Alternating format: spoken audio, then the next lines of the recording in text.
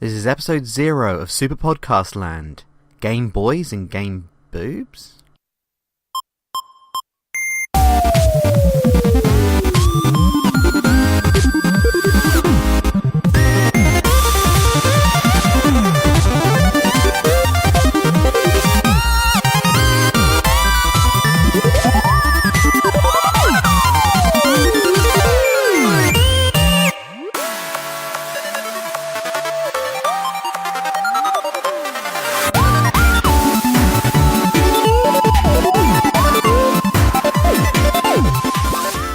Hello, and this is Super Podcast Land. This is going to be a once-a-month podcast about portable gaming. My name's Ian. We've also got Random Dave and Vincent. We are huge fans of the Game Boy, and just portable gaming in general, I should say. So we're going to do this as an introductory podcast. Treat it like like a pilot or an episode 0, if you must. But this is basically just to start things off, so our listeners can understand a bit more about the hosts on the show.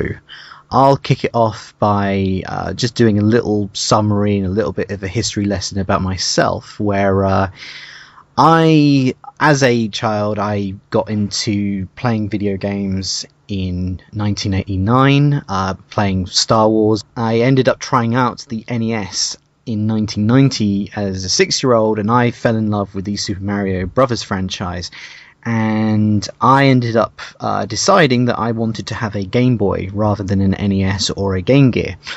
And on Christmas of 1991, I ended up getting such a machine, and yeah, that's just it got me into video games in general.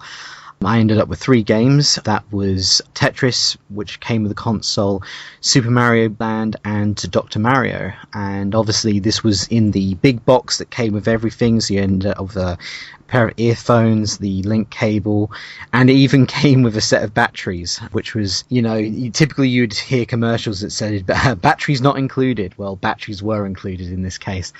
And yeah, I remember getting out and I played a crap ton of Super Mario Land. And I will admit that I was one of those kids that wasn't really aware of Tetris at the time, and having my parents to teach me how to play Tetris. But I eventually got into understanding Tetris a lot better by the time I was about 8 or 9 years old. I was just talking about other systems. I ended up, throughout the 90s, I was a huge Nintendo fanboy, and it wasn't until 2000 when I ended up getting into PlayStation consoles, and I ended up getting hold of a PSP when I was on a plane trip back from the US. And there was a guy sitting next to me who had a PSP, and I had the DS, and we were like, you want to trade consoles and try it out? And we agreed. And I was playing Luminous for about 2 hours straight, and I loved that damn game and made sure I got one. But yeah, I completely missed out on the Game Gear and the Neo Geo Pocket Color, which is a shame because there were some great games on the Game Gear, which I ended up getting, which Dave here sent me a box full of great games for it. And one day I will get hold of a Neo Geo Pocket Color. That will be sometime in the future, I just don't know when. So yeah, I'm Random Dave. I've been on a couple of times. You might have heard me on Retro Gaming Roundup if you've listened into that. But otherwise, this is sort of my first proper podcast. Portable gaming wise, it's always been something that's been a really strong part of my gaming. It started with Game & Watch games, which I would buy at the sort of airport duty-free shops whenever we went on our annual holiday, which, the parents would give me to keep me quiet while we were away. And then one year I'd been on a Boy Scout camp, and one of my mates was sort of sat on the back seat. Everyone was sort of crowded around him. We were all like, "Oh, what's that you've got? What's that?" And he was like, "Oh, it's this new Game Boy and a game called Tetris." And we were kind of like, "What is it?" And he's like, "Well, you've got a load of shapes, and you have to kind of arrange them and make them into like things without leaving any gaps." And none of us really sort of had a clue what he was on about, but all sort of managed to get over his shoulder and have a look at it, and that was it. It just looked amazing. When I came back, it was sort of just in time for my birthday, and sort of February 1991 around then. So I managed to sort of convince my parents to get me one. and that sort of started it for me. And it's like I had friends with home consoles, but I was more than happy to have my Game Boy that I could take with me sort of on car journeys, or like curl up in front of the fire and in a corner all cozy, and sort of that kept me going for a great many years until sort of near the end of the SNES's life, and I ended up selling it to sort of buy some of the expensive later SNES games, and kind of felt like I didn't really miss it. I still kept Game & Watch and a few other LCD games that I'd sort of get out and have a bash on, but never really sort of missed anything until I was in the first year of sixth form and Pokemon was just coming out, and I'd read a lot about it sort of from, when it would come out in Japan, and no one really knew about it over here. And I heard that it was this amazing thing, and I just had to sort of wanted to check it out. And my parents had said, this is a year my parents didn't really know what to get me for Christmas, and they were sort of, what do you want? And I was like, quite like a Game Boy and Pokemon. And they were like, but you're like 17 or something, you don't really want a Game Boy again. I was like, no, I do. And they go, look, we'll just give you some money and you can go shopping and get what you want. So obviously I went and bought a Game Boy and Pokemon, and then I just spent so much of sort of sixth form in free study periods in the library just sat playing through Pokemon, and it was amazing, and it really sort of re-sparked my handheld love again. And sort of from then on, while I was at uni, the Game Boy Advance came out, and that is kind of billed as, it was almost like a pocket SNES. You had a Mario Kart that looked like SNES Mario Kart, and you had a lot of the sort of the SNES Mario games were going to come out for it, and that was something that I just had to have, because the SNES is probably my favourite all-time home console, and to have an almost portable version of that was just like a dream come true.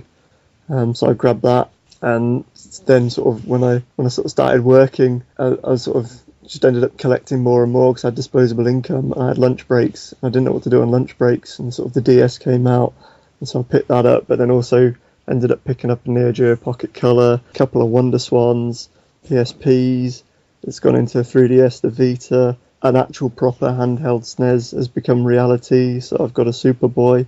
And then I sort of ended up at a point where there's not really much justification for buying more handhelds, because I've got most of them, and they'd just be sort of duplicates.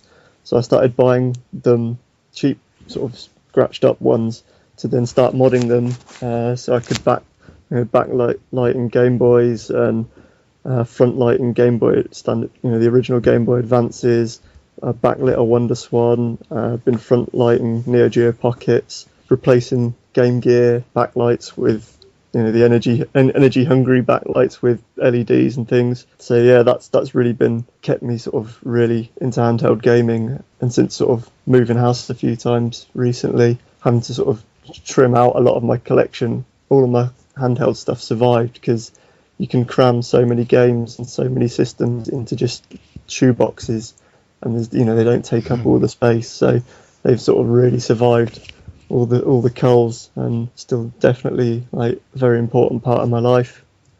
Okay, well, I'll just do my introduction then. My name is Vincent, or Vince, and I'm a host of a Game Boy show on YouTube, a very small one at that, but it's gaining momentum, which is probably one of the reasons why I am part of this podcast, I guess. But yeah, I'm a big Game Boy collector. I currently have over 500 Game Boy games, and it mainly started off with me nagging my parents to get a Nintendo Game Boy for my birthday, and I did. And afterwards, all the trips to France and everything kind of made my parents buy more games, just so that we would shut up more and be quiet during the trips. Yeah, that's basically it. We have always had a very large gaming family, in such a way that my mom and my dad also play video games. So it wasn't really an issue to get the latest and greatest out there, because of the fact that they would play along as well. We didn't have to get egg timer in order to limit the time on who's playing what and when. But it always worked out in the end, especially with the multiplayer additions to the SNES and stuff like that. Right now, with the portable consoles, I'm currently in the possession of a 3DS XL, which is mainly my go-to handheld as of today, due to Pokemon and various other games. I also, of course, play Game Boy games regularly, but this is mainly to provide footage for the Massive Damage web series, and I rather use the Game Boy Advance SP due to the backlit screen and stuff like that for my regular gaming on the old grey cartridge, just because of the fact that it's the only way to properly play it while on the road. Because I have dabbled in trying to get my Game Boy backlit, but I've got a stack of 5 broken Game Boys lying next to me, which really don't imply that my soldering skills are all up to snuff. So yeah, that's it really. Quite a hefty game collection, not really something that stands out.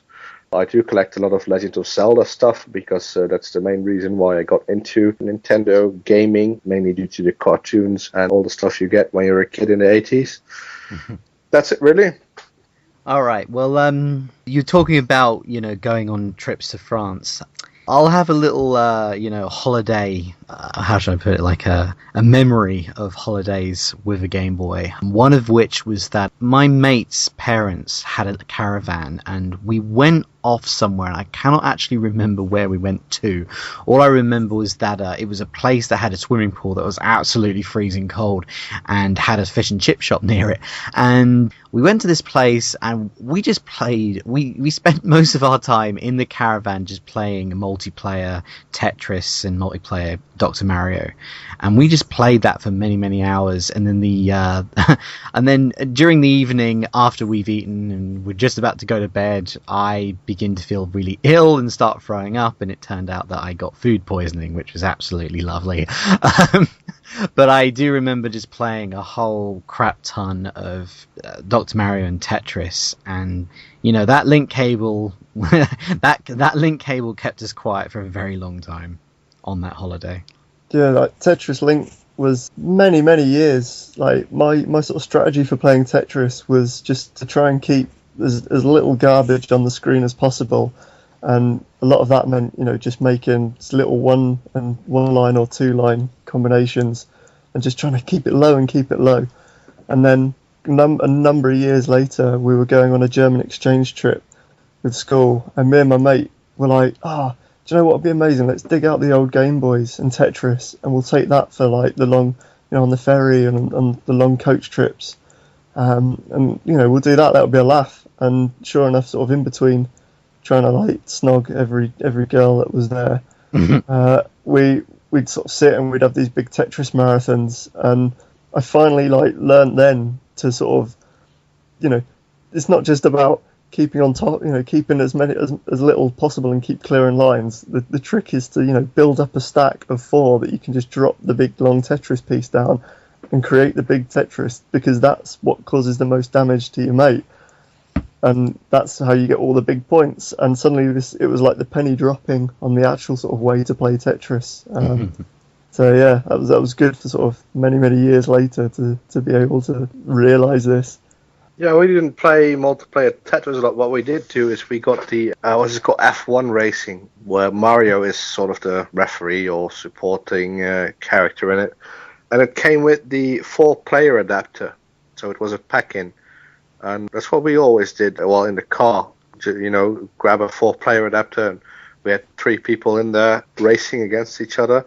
And it wasn't so much that you would actually see where the other one was going, so it wasn't really Mario Kart or anything like that. It was always fun to try and beat your mate's lap in order to see who got the Grand Prix allocations. That's I'm pretty jealous of that, because I've always been sort of big into motorsport and things. And so one of my birthday years, because F1 race was over here at least £5, maybe £10 more expensive with the pack-in adapter. So I'd got it for my birthday, and I'd sort of thought, yeah, I'll get it, and then we'll be able to convince loads of my mates got Game Boys. We'll get a few of us will end up with it. We'll be able to play it. It'll be amazing. And no one else got it. It was just me, and I played the hell out of it single player still, but always never really got to properly play it multiplayer, which is just real sort of big shame really. Yeah, well, it still holds up today as well. I mean, it's a very good racing game, even for today's standard, I must say. 2D racing game, though. Yeah, I mean, I've been sort of looking at programming some Game Boy games, and I've always wanted to make a racing game. and I sort of went through a period of sort of analysing how a lot of the trying to work out how a lot of the game engines work, and that game is so smooth and fast, and it's doing some really weird tricks. If you look at in an emulator and turn off like the different layers, the different graphics layers, it does some weird stuff. Yeah, it does a fantastic job of conveying the speed and staying smooth, and fantastic.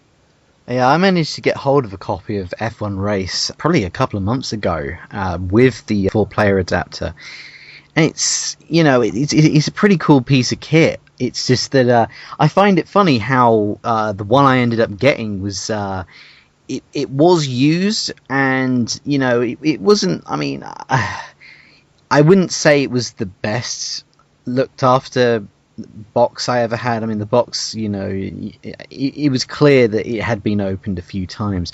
But what was hilarious is the fact that the actual 4-player adapter itself was still, the cable was still wrapped in a bag and had a twisty tie on it. And it made me think, like, how many people who actually bought this game actually played 4 players.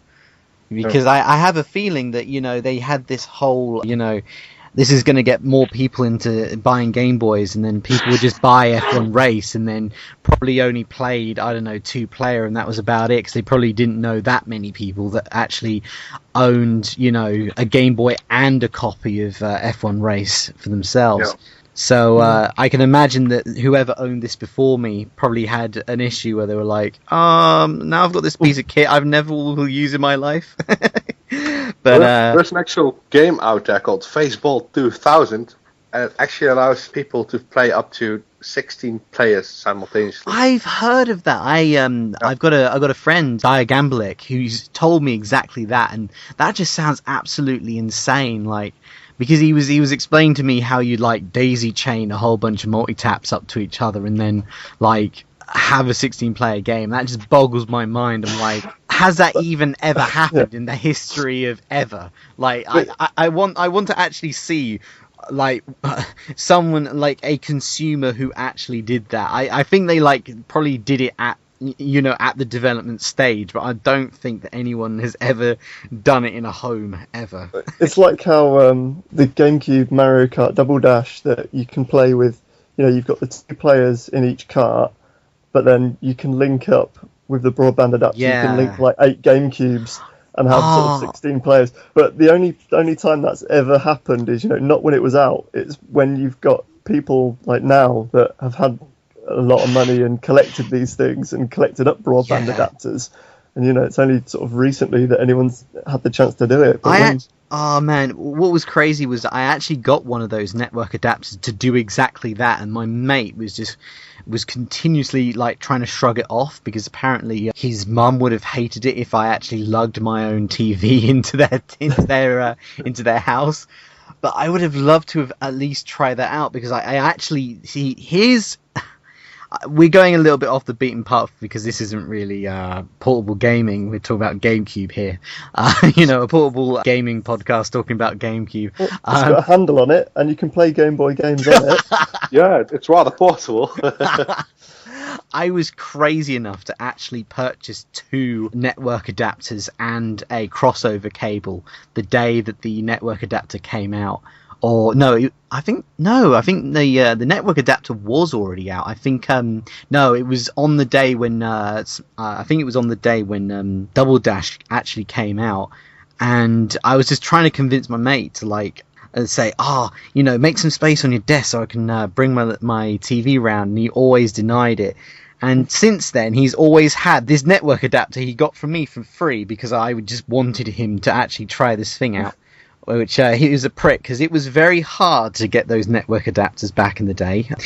Yeah. I ended up with the 56k modem for a while for the GameCube, until I found 2 network adapters in a game station. I purchased both of them at the same time.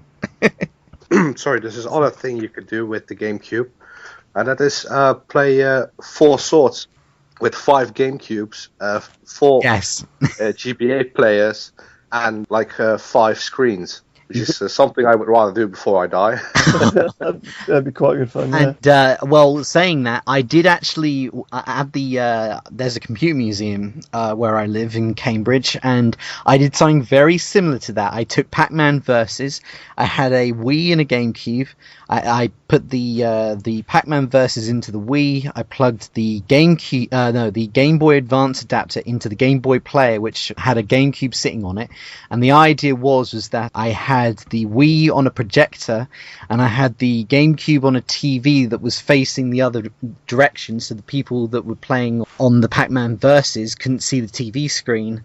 And it was a pretty wild setup, and that was pretty popular when we did the retro night that night. And since then, they actually went out and got their own equipment to basically do the same thing. That's amazing. Yeah, I ended up playing that at Revival with their setup they had there. Yeah, for doing that. But to sort of take it back to handhelds and sort of Game Boy multiplayer. Thank you. I think the problem we always had when we were young is that aside from Tetris, which everyone had, you sort of, because you were kids and you had to be sort of careful about what you bought or saved up for or asked for presents. You ended up with sort of no one had the same games to be able to do multiplayer that often. You always sort of ended up buying different games and then swapping them over between you. Yeah. And so I loved Dr. Mario, and it would have been great to play multiplayer Dr. Mario, but like one of my mates was the only person with a copy. And none of the rest of us wanted to buy it. There was other stuff to buy, so we'd borrow it off him, and we'd it was like the sort of cheap slut game that would always be going round and round on loan at like a week at a time. But we never, no one ever sort of collected it. It got more copies of it so that we could play it multiplayer, and it was kind of like that with everything, really. Yeah, I think the only other time that I got to play any other game, well, Game Link game was probably going to be Pokemon. I mean, everybody ended up with a copy of Pokemon, so there was a lot of Pokemon trading, a lot of Pokemon fighting, and a lot of arguments in school. The funny thing with Pokemon with me, and to be perfectly honest, I want to kind of bring this up on a future podcast, but I'll just mention this quickly now. I was in an age where, I heard about it in magazines about Pokemon and how it was a massive hit in Japan. So I was kind of the only person that really understood Pokemon before it even happened. And, by the time it got here, like I think I was 16 when the Game Boy game actually finally came out. And it was this weird kind of, I got this game and, the cartoon and the card game was already out. But that was the problem. Nintendo really franchised Pokemon to be this thing for kids. And I was in this quandary where I was like, I like this, but I'm way too old for this. And I ended up selling my copy of Pokemon Blue eventually because I just felt, I was like, oh, wow, why am I playing this if it's being marketed to kids? And it was just a really awkward thing to do because, the Pokemon games, at least Red and Blue, in my opinion, is, they're actually really decent RPGs. But yeah, Nintendo really aimed it towards the kids. And being a 16-year-old with a copy of Pokemon wasn't very popular.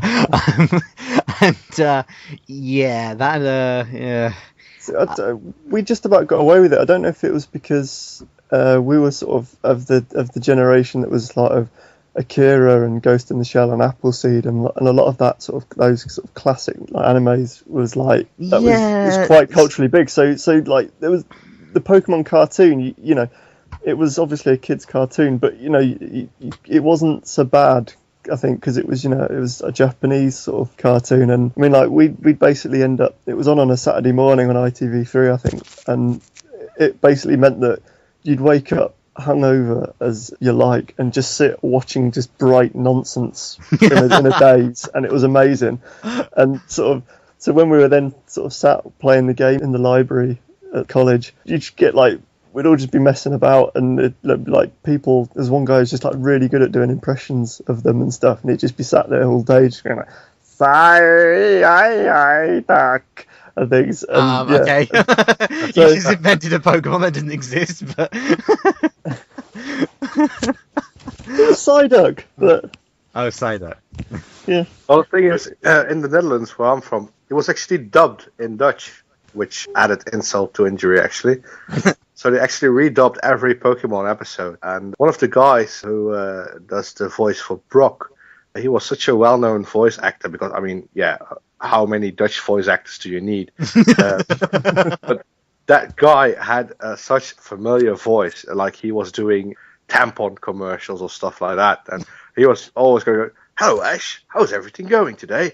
And you know, in Dutch, and it sounded so awkward. It was amazing, and he even got a cult following after that. So we had a very different Pokemon treatment, and thankfully they never actually translated the Pokemon names to something Dutch, like they do with the French and German Pokemon. Yeah, I remember that because, again, walking away from portable gaming, Smash Brothers on the N64, when you change the language, Jigglypuff's name changes. And I noticed that when I fiddled around with the language settings, and I was just like, Rondoodoo! You can't do that. I mean, Jigglypuff was another thing. Like the Jigglypuff song was, commonly you'd be sat in the library and you just hear from like the other corner just someone going, Jigglypuff, Oh, Jesus Christ! And it's just brilliant. Everybody's done that. Happy memories. I'm now trying to remember what Jigglypuff's name was in German. I can't remember it. All I remember is the French name, which is Rondoodoo. What's amazing is this entire time, like, I had a girlfriend and stuff. Like, bonkers. I spent half my life playing Pokemon. How did I manage that? Wow, that's impressive. Yeah, we should definitely have an actual separate Pokemon episode, I think. Well, Pokemon technically is 20 years old this year, so... God, that makes me feel very old. Yeah. By the way, the German version of Jigglypuff is Pummeluff. Pummeluff, yeah, that's it. But yeah, I remember that in Smash Brothers on the N64, when you fiddle around with language settings, it does actually change Jigglypuff's name. But yeah, I'm trying to steer away from Pokemon, but I kind of have to keep adding more to this Pokemon conversation. But yeah, I was just in an age where it was like I kind of liked it. I appreciated it as a game, but I really didn't appreciate it as a franchise because it became lunchboxes and cereals, and essentially it was the Teenage Mutant Ninja Turtles of the time. I was a huge fan of that when I was 5 and 6 years old, and I can completely understand that if I was about 15 or 16 at the time, I would have been sick and tired of Teenage Mutant Ninja Turtles by the time it was 1991. And yeah, the similar thing happened with me with Pokemon, and still to this day I can only really appreciate the first set of games because I didn't really understand the others, and I ended up on the DS. I ended up getting Pearl because I managed to get my mate was just like, "Oh yeah, Pokemon on the DS, let's do it again." And we managed to find a website that actually sold both Diamond and Pearl for like a cheap price. It was almost like buy one get the other for half price. And we ended up doing that, and he got really stupidly far into it, and I just stopped playing it after a while, and it was just like, I don't like this anymore. I don't like this anymore. So, now apparently, X and Y is supposed to be phenomenal, but I just, at this point, You're already in Omega Ruby and Alpha Sapphire now. Yeah, well, and even then, it's like there's now too many Pokemon for me to even care now. So it's like, yeah, I got back into it for a bit, and I've gone back out, and I'll save the main stuff for if we do a Pokemon episode. But 'cause I was definitely into it for a while, and while I was at uni, I'd spend the summers in the house on my own, and I'd end up downloading the Game Boy Advance ROMs and sort of playing through them in the summer, just sat drinking on my own. Yeah, that's what we did with Pokemon Yellow as well. Before it got released in Europe, we got the emulator ROM and we're like, "This can't be happening. This isn't real. It's got Pikachu's sound in it and everything." And there was all rumors going on that it was coming, but we didn't really believe it. And how could you play Game Boy games on your PC? It's magic. I'll actually say this. The first thing I ever emulated was Pokemon Red. That was the first game I ever emulated. And I think for a lot of people, even in that time and probably around our age, that was probably the first thing we emulated, because that was when emulation started to get big. Yeah. Put it on one floppy drive. Yeah, you can fit it on a floppy disk, which is amazing. Yeah. Oh, yeah, floppy disks. Yeah. Try and explain that to kids now. Oh. Just don't mispronounce it into floppy dicks. Oh, God. Anyway. That's a whole different podcast. Anyway, let's steer away from Pokemon. How about we talk about each of our favourite... Let's go for Game Boy as an example, because I'll probably end up talking about every other portable format ever. But let's pick what is our favourite Game Boy game, and what I mean by Game Boy is DMG-01. That's a good one. Yeah. Did I write this down? Or... I don't know if we did. I'm kind of now veering off the notes now, but just like that's a tricky question. I mean, I'm just trying to think. Like, I think different parts of my life, I regarded different games as my favourite. Certainly played a hell of a lot of Dr. Franken on sort of long car journeys, trying to sort of play through that and getting horribly lost in a cellar basement dungeon that's all dark, and sort of trying to work out the clues, because the start of it's interesting because it holds your hand, sort of guides you through and gives you the sort of gist of the game, and then it just goes, right, you can now access a hell of a lot more of the mansion, off you go, work it out, and find all the bits of your girlfriend and put them together. And like some of the rooms in it are pretty brutal, but it's a pretty awesome game. I really like it.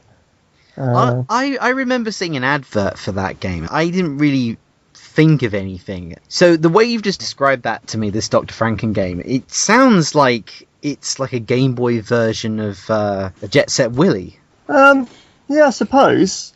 I mean, like the sort of proportion, the scale is very different. I mean, like, because he's got to be one of the biggest sprites of any Game Boy game. Oh, okay, so the sprite's really big. I mean, well, I suppose I think one of the Mortal Kombats had quite large character sprites, but they moved animated really badly. Whereas this, it had quite a bit of slowdown at times when there was sort of a lot of barrels rolling down staircases and things, but generally the animation was really good on it as well. And so the rooms were generally single screen rooms. Some of them sort of scrolled maybe along twice, but you had sort of doors that you'd push up to go sort of north on the map, or down, go south, and then like you'd have left and right doors, and then occasionally sort of like staircases going up and down to go sort of different floors of this mansion. And so yeah, I suppose it was a bit like that, and it was kind of bits of sort of puzzle solving. So early on, you have to get a book, which is, I think, like in a bathroom for whatever reason, take it back to the library, which then the bookcase will then move across and reveal a hidden door, and that allows you to then go to the next area, sort of thing. And it's a combination of sort of finding items to solve these little environmental puzzles and finding bits of your girlfriend, which is the ultimate idea, is to your girlfriend's been scattered everywhere around this mansion by some evil zombie or something. Mm-hmm. And there's ghosts roaming around everywhere and spiders, and yeah, you've got to sort of find all the pieces of her and put her back together and live happily ever after. And I think I've managed to, the most I've ever managed to get was about 75%. But yeah, something that sort of occupied along that, and Radar Mission was another big one for journeys for me.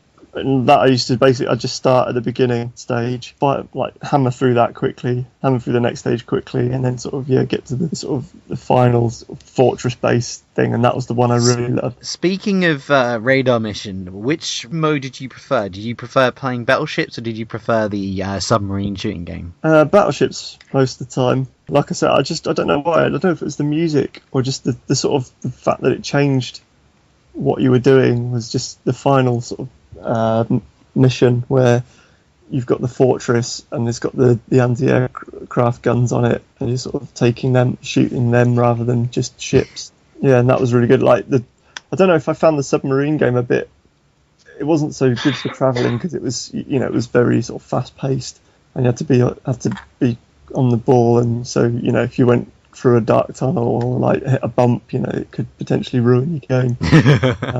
But I definitely remember sat in my aunt and uncle's living room one day and like actually completing the Game B and being all like, "Wow, amazing! I've actually done it." But then I think I never played that mode again after I'd completed it.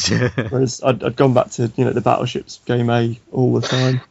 Yeah, I still need to actually sort out my freaking video for that, because I'm basically trying to do video reviews on YouTube. I'm kind of doing a Game Boyle, I should say, Matt the Game Boyle. He does all these great YouTube videos on Game Boy games, and I was like, yeah, I'm going to do one of these and do a little review on Radar Mission. And I thought I had recorded it. I ended up didn't. And then when I tried to do my second, third, and fourth recording, I just ended up screwing up and kept getting game overs, and I kind of got sick and tired of doing it. But one of these days I'll actually do a fifth recording where hopefully I'll be a little bit more successful in showing off the both modes and actually stick it up on YouTube. And I've been putting that off quite a lot. So for those that don't know, Radar Mission is like this 2-in-1 game. One of them is a version of Battleships where you can actually have aircraft. You have these lucky missiles, and then you can later on you'll go up against pieces of different shapes and sizes. So yeah, it's a pretty interesting game, Radar Mission. Kind of gone off broken path here, but would you say that Dr. Franken was your favourite Game Boy game then? I don't know. Certainly. I mean, played that a lot. Really liked Wario Land when I played that. Oh yes. I didn't play that until quite recent. Well, it was when I was raising my last puppy that I brought up, so that must have been about 6 years ago, probably. And I think Mario Land 2, 6 golden coins, despite the fact I used to borrow it off a mate quite a lot and play through it a lot and complete it, I never really liked it, I don't think, but it was... But because it was kind of felt a bit short, obviously not as short as playing Super Mario Land 1, but it was a bit easier than Mario Land 1, I think. And well, there was the easy mode. So, if you hit select before you started a save file, or as you selected a save file, you just end up with less enemies on the screen. But there was that, I'll admit, for Super Mario Land 2. Well, I'll actually say that I'm sorry if I'm interrupting you here, but my favourite game is Wario Land. I love that game. And even though there were sequels that were made available for it, so you had Wario Land 2 and 3, which ended up on the Game Boy Color, I didn't really think much of those. And there was Super Mario Land 4, which was on the Game Boy Advance, which is pretty cool. The first game definitely stuck with me better than the sequels. Yeah, I felt it refined the formula of Mario Land 2 quite nicely with the the big sprites and the hat mechanic, and then a map screen and things. Wario Land 2, which I recently just did I've not done a 100% playthrough, but I just finished one of the branching paths through it to the boss, the main route through, I guess. That, and I don't know, it was kind of enjoyable, but it never grabbed me in the same way that Wario Land did, and even the Wario on the Virtual Boy, that in a similar vein to the first one, albeit a lot smaller. I think there's only like 9 levels or something quite small. You wind me up the fact that you managed to get a Virtual Boy for free. Yeah, that pisses me off. I am probably one of the only people on this planet that actually wants to get hold of a Virtual Boy. I got one for €2. God damn it! Because I traded it.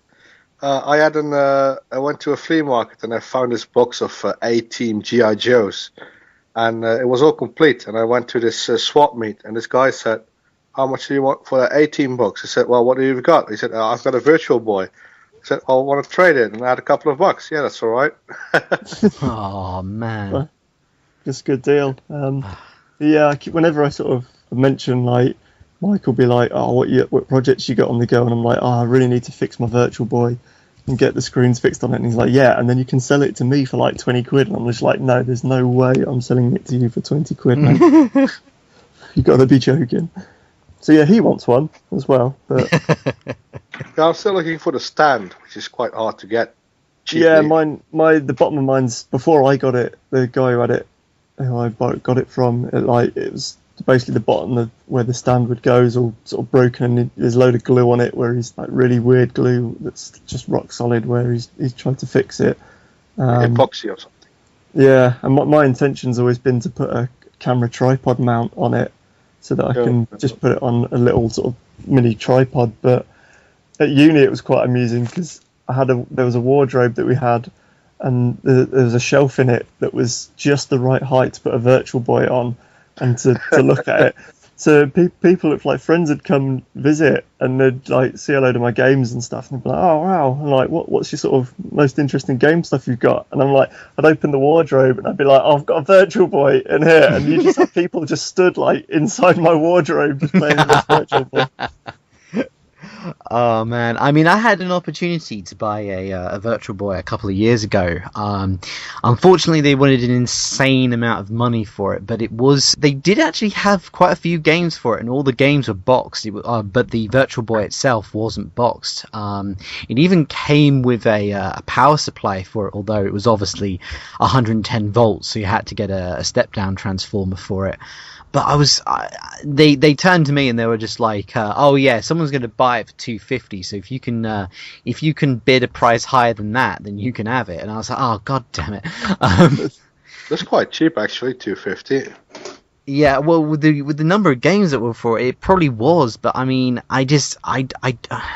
Here's the thing, I am a bit of a cheap ass, I will admit, and one of these days, I mean. How can I put it? I want to get a Virtual Boy. I just don't want to be spending a huge amount of money on it, to be brutally honest. I understand. Yeah, I mean it's good, and I love having it. And when I sort of did my last evaluation of what consoles I wanted to keep and keep collecting for, I sort of thought about it. I was like, it's kind of a bit garbage. Maybe I will get rid of it. And I sat and I played through a bunch of my games again. And I was just like, no, there's no way I would get rid of it. But then when you think about it, though, it's like it's not worth spending a load of money on, really, if you can help it. Which these days, it's pretty hard not to. But I wonder if everything will get cheap again at some point. It's not looking like it, is it? But stuff went really cheap for a while, and it's the last 8 years now, it's just steadily everything's got more and more expensive. Yeah, there was this flashcard thing going on, but even that got expensive. But to get back on track, my favorite Game Boy game, because I do want to put a bit of an end to it because I've got to work in the morning early. But my favorite Game Boy game as of now has to be Roland's Curse, because of the fact that I did manage to actually get 2 copies of it. I managed to do the multiplayer on that game a while back with a friend of mine. And just for people who don't know what Roland's Curse is, it's basically a top-down RPG in the way of Dragon Quest and Zelda, in such a way that you have real-time battling, you have slimes, you have magic potions and all that. But it's one of the few games that has been overlooked that actually has a multiplayer mode, not really advertised as such. But it allows you to actually play in real time with one of your friends, basically a watered-down Zelda game, and go on adventuring with 2 people at the same screen. And if you walk off the screen, you'll still be walking around doing your thing while your friend is doing the other thing. So it's a very interesting experience, especially for the Game Boy itself, and considering the technology it has been used for, really. Yeah, you did a video for that, didn't you? Yeah. Which is exactly the reason why it's one of my favorites, because, I really didn't expect it. I was thinking, okay, let's see what I can do as a video review for Massive Damage, and I just happened to stumble on that game when I was on a holiday, and when I got back, I actually saw there was a multiplayer mode available if you owned 2 copies of it, and I just thought, well, let's try it out. It was really fun, so that really caught me by surprise. Awesome. Okay, well, I'll wrap this up by let's go through pickups before we end up finishing this. See, this is really bad because I'm looking at the show notes, and this was 4 months ago. So obviously, our pickups that are on this are kind of out of date. But okay, I did make some revised pickup notes this afternoon. So me too. and I didn't. Okay, well, let's do a before and after Christmas. Probably be the best way of doing it. Okay, so I say recently. When I mean recently, before Christmas, I managed to get hold of 2 Game Boy Pockets. I got a pink and a silver. And the cool thing is, I didn't even realise this until I took it home. It was actually the original silver with the silver bezel around it and the lack of battery indicator. So that was pretty cool. And then I got Space Invaders on the Game Boy, Tetris Plus, and then I managed to get hold of some Game Gear games on eBay, which was Devilish and Pengo. And then as of today, so this is after Christmas, today I managed to get hold of a copy of R-Type DX on the Game Boy Color. Nice. Oh, nice. Yep. So before Christmas, I was trying to find a load of cheap Castlevania games, because for some reason I'm probably one of the only people that likes playing the Castlevania Adventure. Mainly just for whatever reason. I played it a lot as a kid. My mates won, and we were obviously too stupid then to realise it was bad. And because of that, I now can play it and find it kind of... Well, I understand that it's, from a game design point of view, it's got a lot of flaws, but I still find a lot of enjoyment. But while I was doing that, I ended up finding the 2 Tomb Raider Game Boy Color games fairly good price, so I ended up picking them up.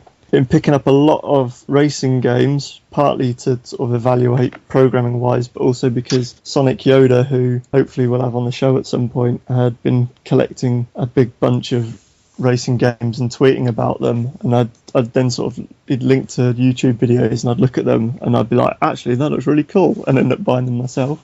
So yeah, that's sort of the last lot of them I bought. I was actually in town doing a bit of Christmas shopping, and there's an Indian town that has a few retro games, and they had a load of their Game Boy games for just £1 each.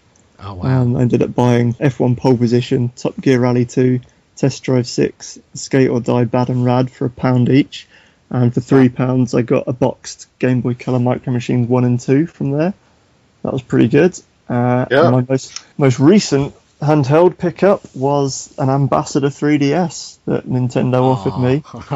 And I've annoyed a lot of people since they announced the new 3DS, I decided I wanted a black non-XL one. And as this is a white one, I'm keeping it in my box of goodies with my Club Nintendo Game & Watch ball and Australian Special Edition Yakuza 4 and other bits and pieces. And I've pre-ordered a black XL to play Monster Hunter 4 on in a couple of weeks' time, which is kind of my birthday treat to myself. Okay. My pre-Christmas pickups included Shovel Knight, which was for the Nintendo 3DS. I was a Kickstarter backer for it. I even got my face pixelized in it, and it's in one of the Hall of Fame areas in the game. Oh, that's cool. Yeah, it cost me £200, but it's worth it. 200 quid for some pixels, eh? Yeah, very expensive pixels at that. But it got Game of the Year, and you got some nice swag with it. Like they even sent me a package of dirt. I saw you made a video of that as well, didn't you? Yeah, and it was all over the place. I thought, I'll just do an unboxing. And you just ended up with an envelope full of dirt that was supposed to be in a separate bag. Yeah, and it went all over the floor, and I still find these little beads everywhere. It's horrible. But they already apologized for it. They didn't really thought it through, considering intercontinental shipping and stuff like that. But my recent pickup is actually Roland's Curse 2, which I got in the mail yesterday. Oh, wow. Yeah, we have a lot of retro game stores, online web stores, that like to inflate the prices a lot. But Roland's Curse 2 was lying there for €20, and I thought, well, if I'm not getting it, no one is getting it, so I might as well just get it for the price it's stated, because when people get more into Game Boy collecting, that price will definitely soar. So I thought I'd just pick it up for £20. Mm-hmm. And that's it, really. I haven't had that much of an influx in Game Boy games, so a bit on the down low, really. I was going to say the other thinking about it, I did with Sony's We're Sorry have 10% off weekend on PSN, and also last time I resubscribed to PS Plus, they gave me £20 credit. I was looking for sort of a Vita game to pick up off the store, well, I was actually looking to see if there's any good PS1 Classics deals, but there weren't. But Senran Kagura, Shinobi, well, both the Senran Kagura games were cheap. And my mate's really into them, and he's always trying to convince me that no, they're good beat 'em ups, and I really like beat 'em ups, which he knows. So I was like, well, it's going to cost me like £12, and that money's free because Sony gave it to me. So what the hell, I'm going to get that, and ended up also convincing our other mate to get it. So I've got that, which I've not played more than about 5 minutes of yet. I saw a Japanese commercial for the for a new game. I don't even know which number they're even on, but I saw a mini game where you get to grope them up, and I'm like, really? I was just like, god damn it,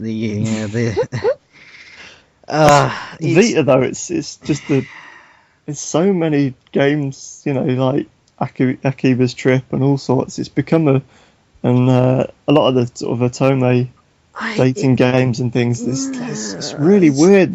I'm getting really worried for the Japanese game industry, because it's like, I watched Craig Miller, who he left IGN as of a couple of weeks ago, in fact, and he's now doing a whole bunch of like podcasts and like Twitch streams, and he was playing this game. I'm trying to remember what it was called, but like there are these girls that are like in a prison. And then there's a mini game where you have to like whip them and crap. I'm just like, yeah, this is some crazy sadist crap that I'm just watching right now.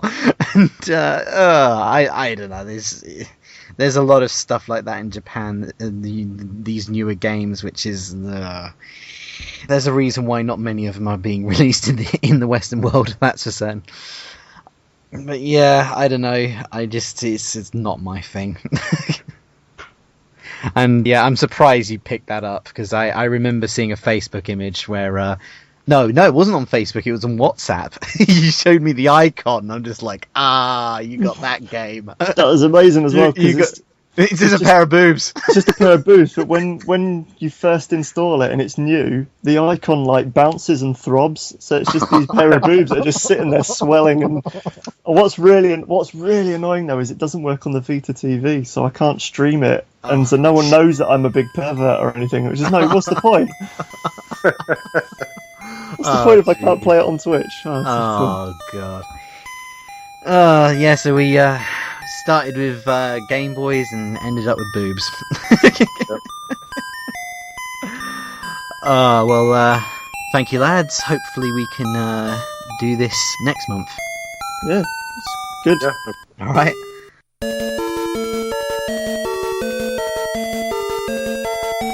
And that's a wrap for the pilot episode of Super Podcast Land. I want to thank Zackery Wilson for providing the intro for this podcast, and I want to thank everyone else involved, such as Random Dave and Vince, for actually being my co-hosts. And I also want to thank Jason from the Centre of Computing History for promoting my blog and podcast. Another shout out goes towards Grand Pooh Bear from Twitch TV, who has also been promoting my blog. And I hope that you'll be listening to the next episode of Super Podcast Land.